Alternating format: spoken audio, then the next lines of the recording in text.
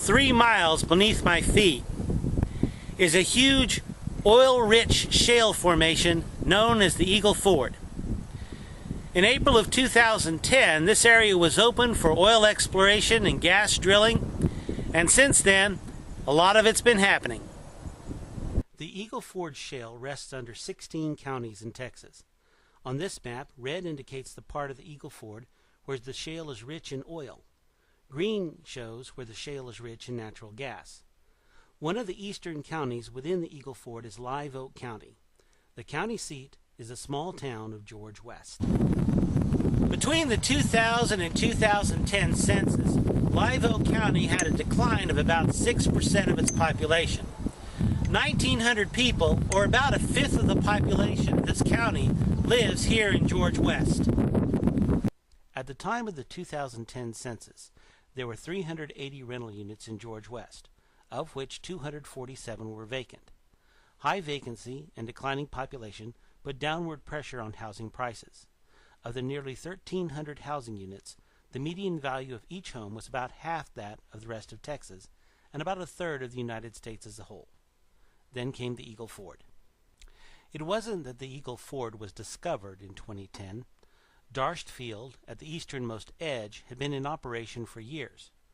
But a combination of government licensing and new technology suddenly made the oil accessible in a way it had never been before.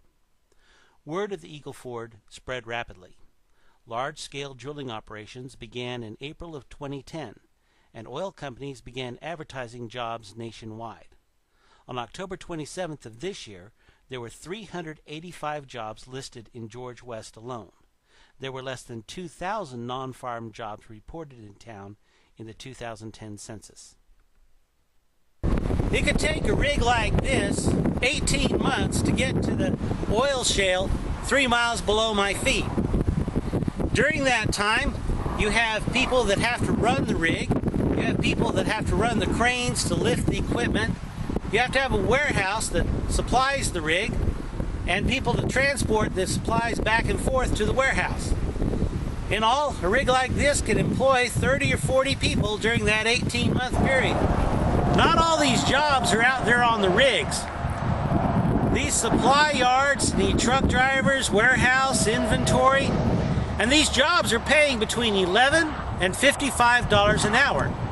Prior to the boom, the jobs were paying about $9.25. Suddenly, George West found itself going from a housing surplus to a housing shortage. As available units filled, prices began to rise.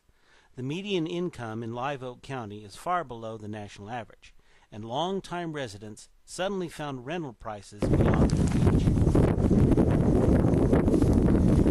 Part of the problem is that the labor-intensive drilling jobs are only temporary. Once the well is dug and capped, automated equipment such as this extract the gas and store it in these tanks.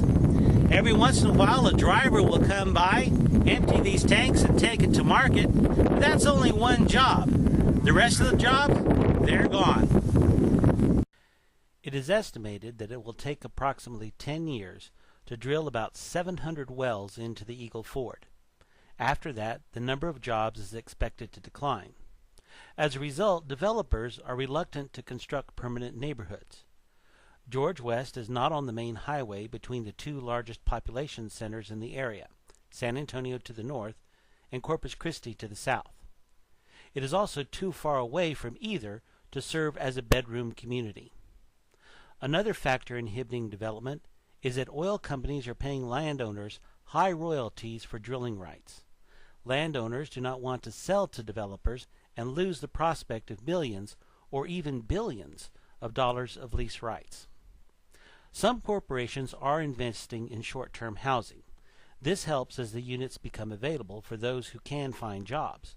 But there's a further problem.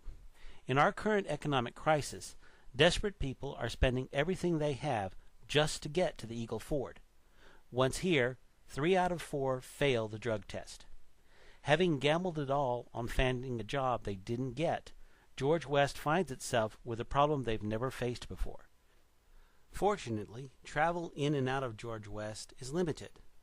1 bus a day each direction, with limited seating that must be shared with other small towns in the area.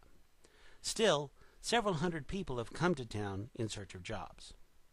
So this is the situation facing First United Methodist Church in George West, and this is the problem facing its community.